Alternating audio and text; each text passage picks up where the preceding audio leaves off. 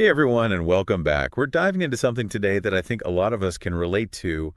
Um, those times when you and your partner just can't seem to agree on what's Yeah. important. Yeah, those mismatched priorities can really throw a wrench in things. Exactly. So we've dug through tons of research, expert opinions, and real life stories to try and figure out how to handle these situations. And I'm telling you, there's some seriously good stuff here. Oh, definitely. And it's not just the usual communicate more advice. We're talking actionable strategies, real insights into why those clashes happen in the first place. Right. Like think of it this way.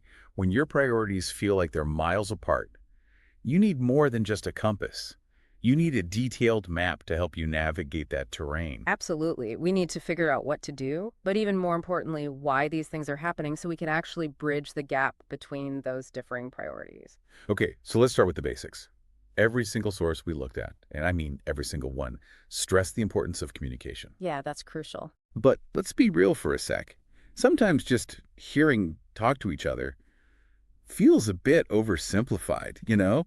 Like, okay, we get it, communication is important, but what does that actually look like in practice when we're talking about something as potentially sensitive as priorities? Well, it's got to be more than just voicing your own priorities, right? It's about really listening to your partner, like truly understanding where they're coming from. Oh, yeah, just kind of like acknowledging their priorities. More than just acknowledging, it's about getting it.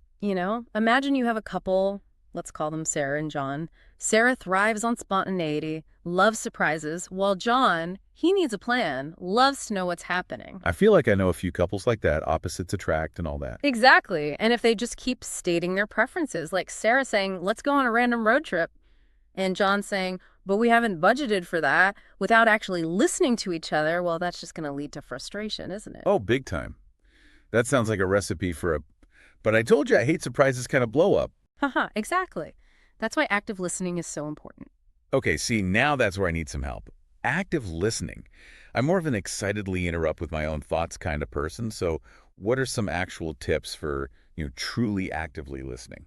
Well, first off, don't beat yourself up about interrupting. It's a natural part of conversation. Oh, good. Glad to hear it. But active listening is a skill. We can all get better at it. And it's really about a few key things asking clarifying questions, like really trying to understand what your partner is saying, not just waiting for your turn to speak.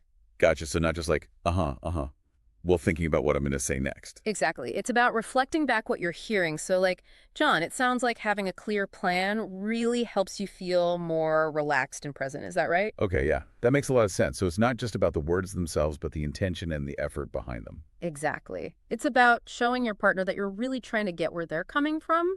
Absolutely. So we're communicating. We're actually listening, not just waiting to talk. But then comes the next hurdle, right? Finding that common ground, that sweet spot where both partners feel heard and respected. Right. And our sources emphasize that it's not about erasing those individual differences because, let's be honest, those differences are often what attracted us to our partners in the first place. Oh, totally. I Right. mean, who wants to be with someone who's exactly like them? That sounds boring. Uh-huh. Exactly.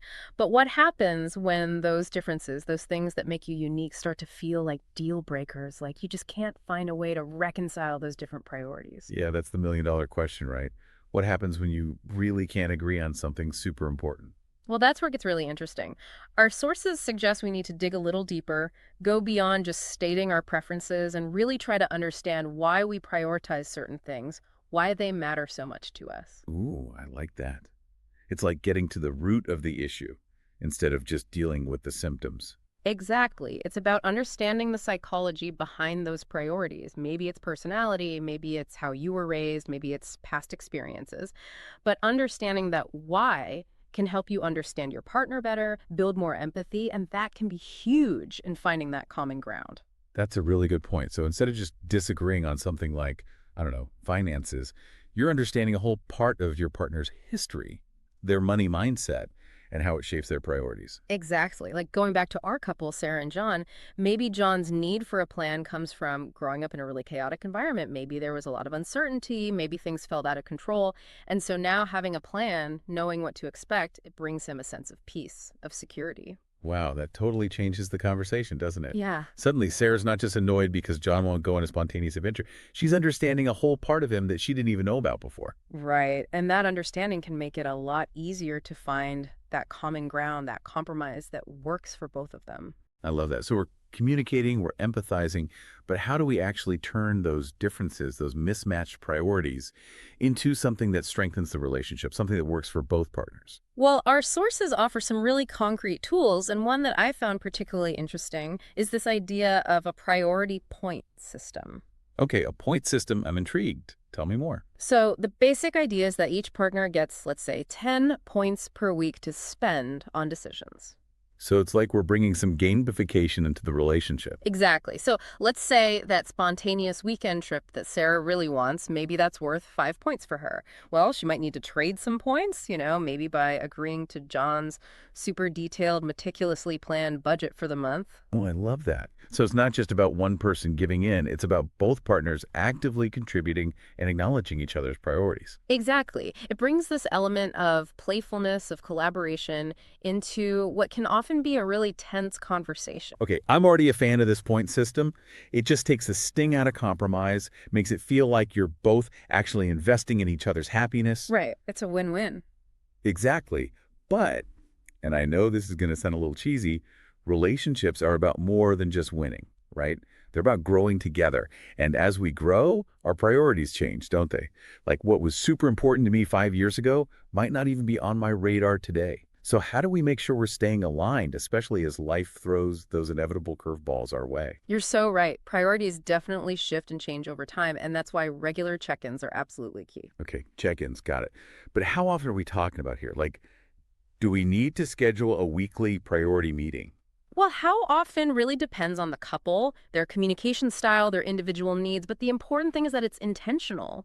So for Sarah and John, maybe a monthly priorities meeting works for them, where they reassess those points, talk about upcoming events, make sure they're both still feeling heard and understood. That's a great idea. Yeah. It doesn't have to be super formal, right? Just that dedicated time to reconnect and make sure you're both still heading in the same direction, even if your individual paths might look a little different. Exactly. It's like having a relationship GPS that you recalibrate along the way, making those adjustments as needed.